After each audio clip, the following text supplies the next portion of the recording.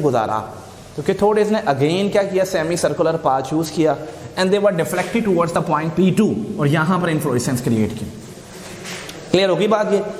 उसके बाद उसने क्या किया, he applied both the field simultaneously. J Thomson ने मैग्नेटिक फील्ड और इलेक्ट्रिक फील्ड दोनों एक ही वक्त में अप्लाई कर दिए। जब उसने दोनों एक वक्त में अप्लाई किए, ये वाला क्रॉस क्रॉस क्रॉस वाला, ये वाला कौन सा था जी, मैग्नेटिक फील्ड। तो ये चाहता था कि मैंने इसे P3 पर हिट करना है कैथोड्स यानी फास्ट मूविंग इलेक्ट्रॉन्स को, और जो इलेक्ट्रिक फील्ड है ये चाहता था मैंने P2 पे इसे हिट करना है। लेकिन J Thomson adjusted both field in such a way that they cancel each other effects. इन्हें दोनों फील्ड्स को इस तरह एडजस्ट किया कि दोनों ने एक दूसरे को असर को खत्म कर दिया।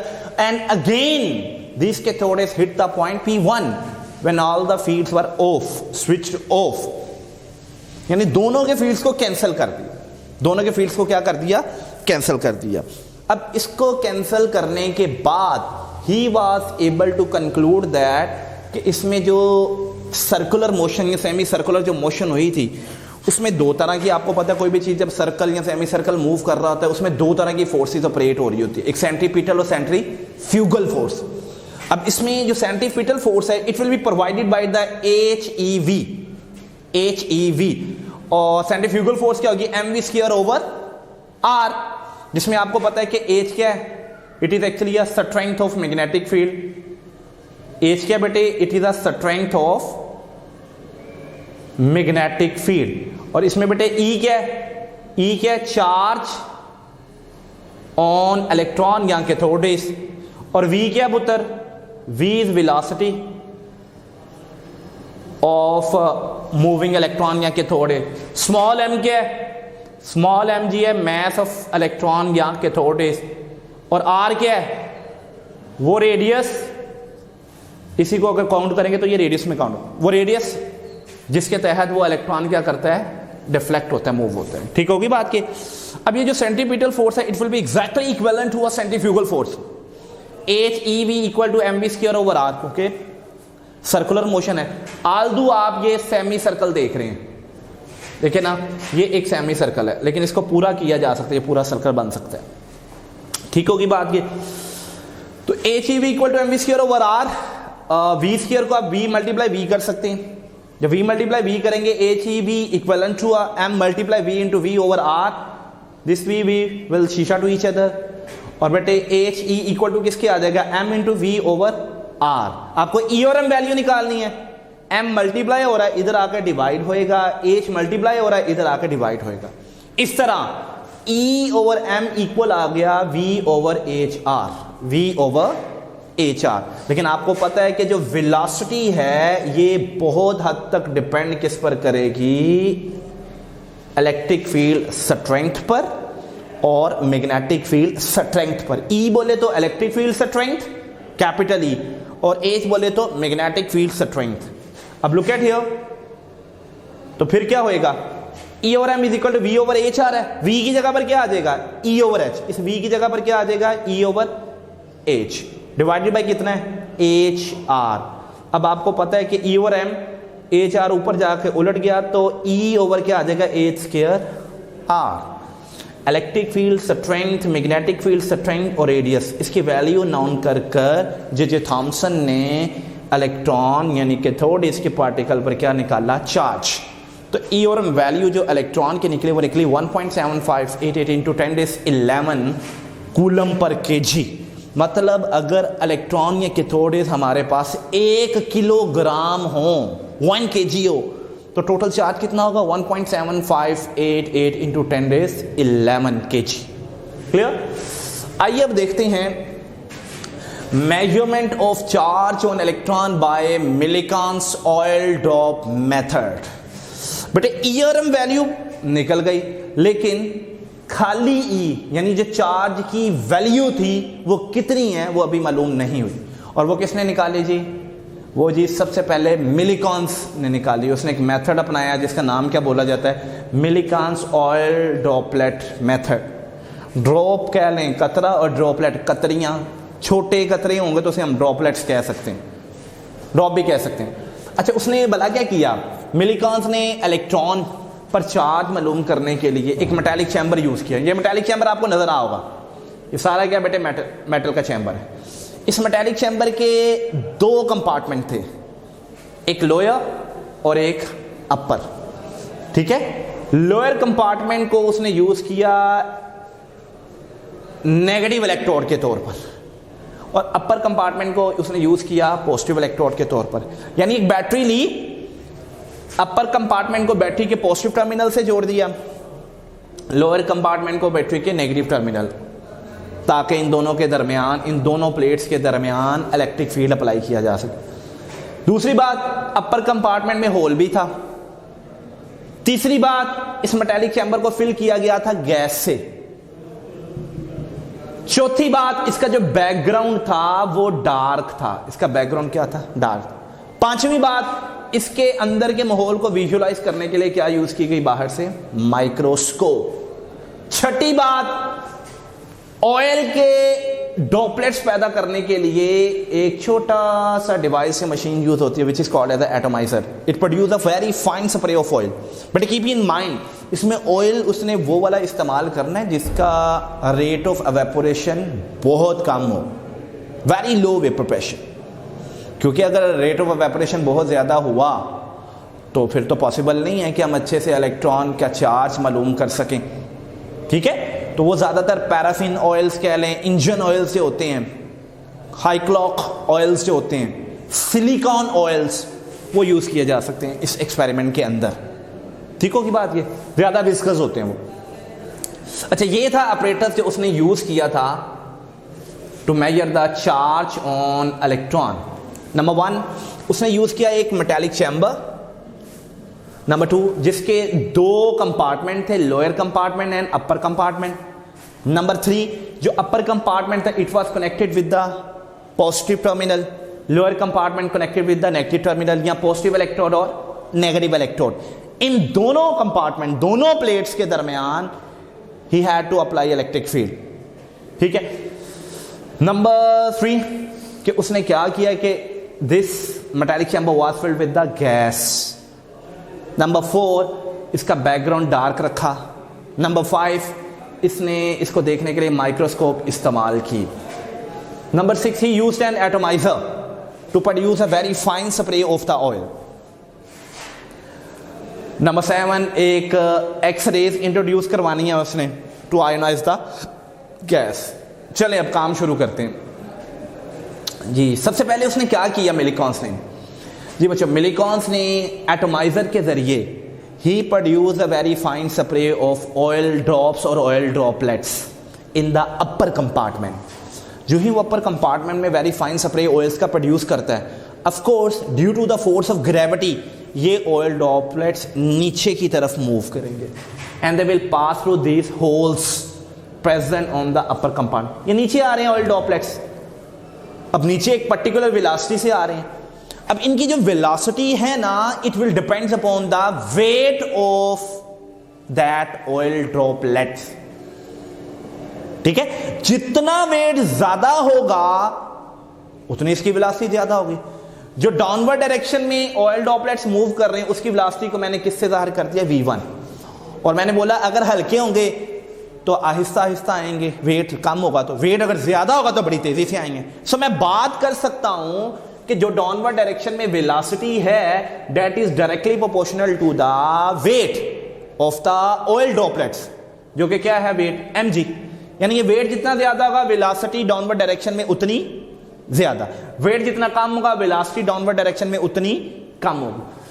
अब डायरेक्टली प्रोपोर्शन है तो v1 बराबर आ गया हमारे पास, प्रोपोर्शनलिटी के साइन को खत्म करें, कांस्टेंट लगाए और mg आ गया। यहां तक बात क्लियर हो। अब अगला काम क्या करना है? अब अगला काम बेटे ये करना है कि जो ऑयल ड्रॉपलेट्स है ना, they can easily be visualized by using a microscope. तो ये जो ऑयल ड्रॉपलेट है they will appear as a bright speck, रोशन नुक्ते के तौर पर नजर आएंगे अगेंस्ट अ डार्क बैकग्राउंड। अच्छा, इस चैम्बर के अंदर गैस भी है। अब आपने क्या करना है? एक्सरेज इंट्रोड्यूस करनी है through a side window inside this chamber. ये एक्सरेज क्या करेगी? एक्सरेज ये जो गैस है ना, गैस के मॉलिक्यूल है, इनको हिट करेगी और इनके वैलेंशियल इलेक्ट्रॉन को क्या कर देगी? निकाल देगी। इनके वैलेंशियल इलेक्ट्रॉन को क्या करेगी? निकाल।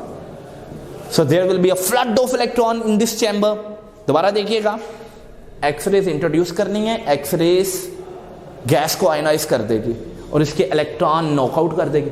अब ये इलेक्ट्रॉन क्या करेंगे, दीज इलेक्ट्रॉन में क्लिंग में adhere with these oil droplet. ये इलेक्ट्रॉन है, ये इलेक्ट्रॉन है।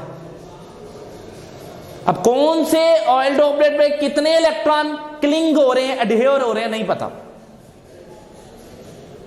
ठीक है, दोबारा सुनिएगा कि मैंने बोला कि एक्सरेज आपने विंडो से इसके अंदर दाखिल की तो इसके अंदर जो गैस थी ना वो आयनाइज हो जाएगी। क्यों, ये एक्सरेज उसके वैलेंस शेल के इलेक्ट्रॉन को हिट करेंगे और वो इलेक्ट्रॉन क्या करेंगे, वो क्लिंग हो जाएंगे, जुड़ जाएंगे किसके साथ, ऑयल ड्रॉपलेट्स के साथ। किसी के साथ 100 इलेक्ट्रॉन जुड़ जाएंगे, किसी के साथ 200, किसी के साथ हो सकता है 1 इलेक्ट्रॉन, किसी के साथ 10, नहीं पता। इस तरह ऑयल ड्रॉपलेट जो होगी ये नेगेटिवली चार्जड होगे due to carrying electron, due to carrying electron. यहां तक बात क्लियर हो गई। अब उसके बाद क्या करना है, उसके बाद फौरन बाद आपने इन दो प्लेट्स के दरमियान जो कि अपर और लोअर कंपार्टमेंट में है इलेक्ट्रिक फील्ड अप्लाई कर देना है। जो ही इलेक्ट्रिक फील्ड अप्लाई करेंगे ये ऊपर वाला पोर्शन सारा क्या हो जाएगा, पॉजिटिवली चार्जड, और नीचे वाला सारा क्या हो जाएगा, नेगेटिवली चार्जड। अब ये चार्जड ऑयल ड्रॉपलेट्स जो हैं ये फौरन ऊपर की तरफ मूव करेंगे क्योंकि दे आर नेगेटिवली चार्जड, इनके ऊपर इलेक्ट्रॉन एडहियर हुए हैं।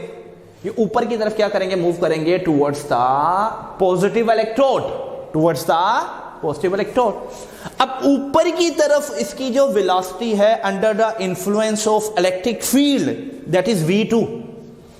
It is actually velocity of the oil droplet, it is actually a velocity of a oil droplet under the influence of the electric field। अब ऊपर की तरफ जो लगने वाली फोर्स है ना, अब वो ड्राइविंग फोर्स जो है वो बेटे कौन सी है, अपवर्ड फोर्स जो है, अपवर्ड फोर्स जो ऑयल ड्रॉपलेट कैरिंग इलेक्ट्रॉन पे लग रही है, नेगेटिवली चार्जड ऑयल ड्रॉपलेट पे लग रही है, वो होगी बेटे ई। इसमें कैपिटल ई जो है it is the strength of electric field, small E क्या है, charge on the oil droplet due to the electrons. ये जितनी ज्यादा होगी उतनी तेजी से क्या करेगा, ये मूव करेगा। लेकिन एक बात मुझको बतानी है, फर्ज करें ये ऑयल ड्रॉपलेट है, एक फोर्स इसके ऊपर लग रही है, एक नीचे, नीचे लग रही है 4 न्यूटन, ऊपर लग रही है 6 न्यूटन। आपने मुझे बताना है कि ये ऑयल ड्रॉपलेट किधर जाएगा, नीचे के ऊपर, ऑफ कोर्स ऊपर जाएगा। और अगर कोई आपसे पूछे ऊपर नेट फोर्स कितनी लग रही है तो अब 6 तो नहीं कहेंगे, नेट फोर्स 4 से कैंसिल होगी, बाकी कितनी रहेगी 2। नेट फोर्स लग रही है इसके ऊपर 6 - 4, नेट फोर्स बेटे इसके ऊपर कितनी लग रही है, 6 - दोबारा देखिएगा, ये बेटे एक ऑयल ड्रॉपलेट है, इसके ऊपर नीचे की तरफ फोर्स लग रही है 4 न्यूटन, ऊपर की तरफ लग रही है 6 न्यूटन, लेट कर रहे हैं। तो ऑफ कोर्स ये ऑयल ड्रॉपलेट ऊपर की तरफ जाएगा। तो कोई आपसे पूछे नेट फोर्स ऑयल ड्रॉपलेट पे लग रही है वो कितनी लग रही है, आप कहेंगे 6 - 4। टोटल तो 6 न्यूटन लग रही है लेकिन नेट फोर्स कितनी लगेगी, 6 - 4। क्लियर। अगर आगे देखिएगा, अब आपको पता है ऑयल ड्रॉपलेट ने ड्यू टू द ग्रेविटी किधर गिरना है, नीचे की तरफ। अब नीचे की तरफ जो फोर्स लग रही है वो है इसका वेट यानी mg। ऊपर की तरफ under the influence of electric field जो इसके ऊपर फोर्स लग रही है ई। कैपिटल ई क्या है, strength of electric field, small E क्या है, charge on the oil droplet due to the electron. अब मैं कहता हूं ये ऑयल ड्रॉपलेट ऊपर की तरफ मूव कर रहा है तो इसका मतलब ई ज्यादा हुई, तो जो नेट फोर्स ऊपर की तरफ लगेगी, net force on oil droplet, on oil droplet, वो बेटे क्या लगेगी, चूंकि ये ऊपर है तो ये लगेगी ई - mg। It is the net force which is exerting on the oil droplet, E - mg। अब ये फोर्स जितनी ज्यादा होगी ऑयल ड्रॉपलेट की वेलोसिटी अपवर्ड डायरेक्शन में उतनी ज्यादा होगी। ठीक होगी बात ये। सो हम बात कर सकते हैं कि v2 which is the velocity of oil droplet while moving in the upward direction under the influence of the electric field strength। अच्छा देखिएगा, ये जितनी ज्यादा होगी किस पे डिपेंड करेगी, ये डिपेंड करेगी net force exerting in the upward direction, E minus. ये जितनी ज्यादा होगी ऑयल ड्रॉपलेट की वेलोसिटी अपवर्ड डायरेक्शन में, ये जितना कम होगी फोर्स ये उतनी कम। तो V2 बराबर किसके आ गया, प्रोपोर्शनलिटी का साइन और कांस्टेंट और ई माइनस एम जी। अब देख सकते हैं this is equation 1, equation 2, equation 1 को इक्वेशन 2 पे डिवाइड कर दें तो V1 ओवर क्या आ जाएगा V2, constant M G, constant M G, constant E minus M G, constant E minus M G, constant constant will शीशा to each other, V1 over V2 equal to M G over E minus M G. अब V1 क्या है, velocity, और आपको पता है velocity अगर हम स्पीड की बात कर लें तो ये डिस्प्लेसमेंट ओवर टाइम ले लें। जब ऑयल ड्रॉपलेट नीचे की तरफ मूव करता है उसका डिस्टेंस जितना उसने ट्रैवल किया है divide by total time taken during covering that distance, वो टाइम कवर करने के बाद उसने जितना डिस्टेंस ट्रैवल किया है उस डिस्टेंस को अगर टाइम पे डिवाइड कर देंगे तो वो हमारे पास क्या आ जाएगा, वेलोसिटी। तो इसी तरह वेलोसिटी V1 भी मालूम कर लें और वेलोसिटी V2 भी मालूम कर लें by using the stop watch. ठीक है, वेलोसिटी कैसे होगी डिस्कवर, मालूम कैसे होगी, डिटरमिन कैसे होगी, बाय द डिस्टेंस या displacement travel by the oil droplet and the time taken during covering that distance. नीचे वाली वेलोसिटी भी और ऊपर, ये भी मालूम होगी, ये भी मालूम होगी।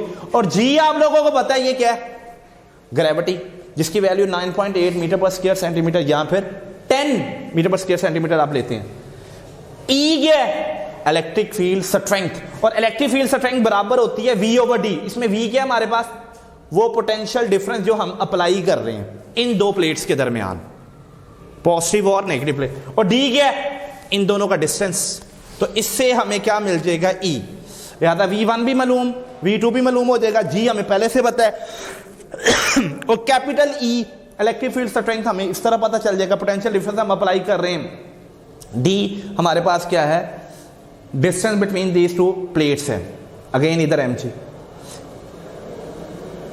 E जो है it is the charge on the oil droplet, ये हमको मालूम करना है। अब ये मालूम करने के लिए हमारे पास क्या रह गया, m, सिर्फ क्या रह गया, मैस। अगर मैस निकल आए तो ये तो हमें पहले ही पता है, तो E भी निकल आएगा, स्मॉल e, जो कि चार्ज ऑन ऑयल ड्रॉपलेट। अब मैस निकालने के लिए क्या किया जाता है, मैथ्स निकालने के लिए लंबी कैलकुलेशन हमारी बुक ने नहीं दी हुई, लेकिन मैं आपको एस्टिमेशन दे देता हूं कि मैथ्स कैसे निकलना है। मैथ्स निकालने के लिए क्या करना है, आपने काम करने हैं। एक काम नंबर 1 क्या है कि ऑयल ड्रॉपलेट जब नीचे मूव कर रहे हैं under the influence of force of gravity, उसी टाइम आपने जब इलेक्ट्रिक फील्ड अप्लाई करना है तो ये ऊपर की तरफ उठेगा। ऑयल ड्रॉपलेट इलेक्ट्रॉन कैरिंग जो है ये ऊपर पॉजिटिव टर्मिनल की तरफ मूव करेगा, फोर्स ऑफ ग्रेविटी से नीचे ले जाना चाह रही है और इलेक्ट्रिक फील्ड इसे ऊपर ले जाना चाह रहा है। तो हमने इलेक्ट्रिक फील्ड स्ट्रेंथ इस तरह एडजस्ट करनी है, ये ऑयल ड्रॉपलेट इधर स्पेस में सस्पेंड हो जाएगा। जब स्पेस में सस्पेंड हो जाएगा उस वक्त इसका वेट एग्जैक्टली इक्वल किसके हो जाएगा, जो अपवर्ड डायरेक्शन में फोर्स थी इसके ऊपर, ई क्या है, ई के इक्वल आ जाएगा। उस वक्त ये किसके इक्वल आ जाएगा,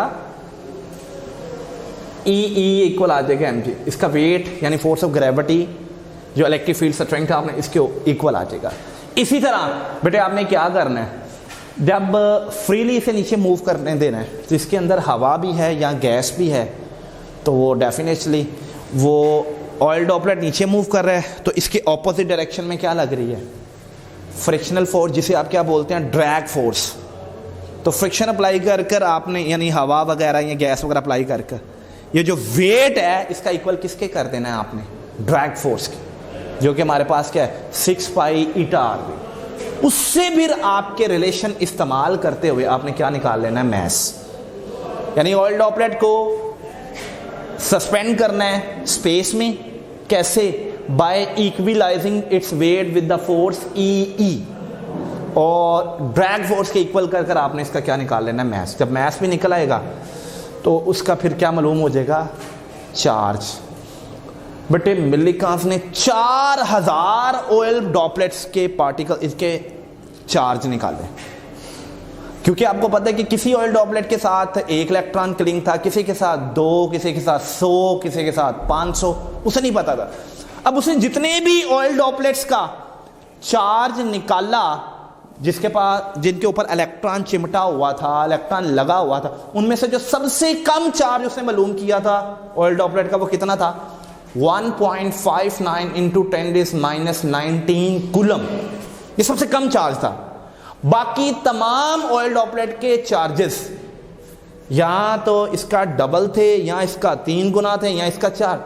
तो he was able to conclude that कि मैंने जिस ऑयल ड्रॉपलेट का चार्ज सबसे कम निकाला है, जो कि 1.59 इंटू 10⁻⁻19 कूलम है, मुमकिन है उस ऑयल ड्रॉपलेट के साथ सिर्फ एक इलेक्ट्रॉन चिमटाओ, एक इलेक्ट्रॉन एडहेयर हुआ, क्लिंग हुआ। बकिया ऑयल ड्रॉपलेट का चूंकि चार्ज इसका डबल था या 3 गुना था, उसका मतलब उन ऑयल ड्रॉपलेट के साथ या तो 2 इलेक्ट्रॉन लगे होंगे, या 10 या 50 या 100। क्लियर होगी बात? तो ये चार्ज उसने निकाला। और जब मॉडर्न रिसर्च देखी गई तो एग्जैक्ट वैल्यू इसकी निकली 1.602 into 10⁻⁻19 coulomb. This is the charge on the electron exactly में। आई डोंट थिंक सो ये बहुत ज्यादा फर्क है, तकरीबन सेम ही है। ये मॉडर्न तरीके से निकाला हुआ है, और ये एस्टिमेशन किसकी है जी? मिलीगन्स की, इलेक्ट्रॉन के ऊपर चार्ज की। आइए अब देखते हैं कि इलेक्ट्रॉन का मास कैसे निकालना है।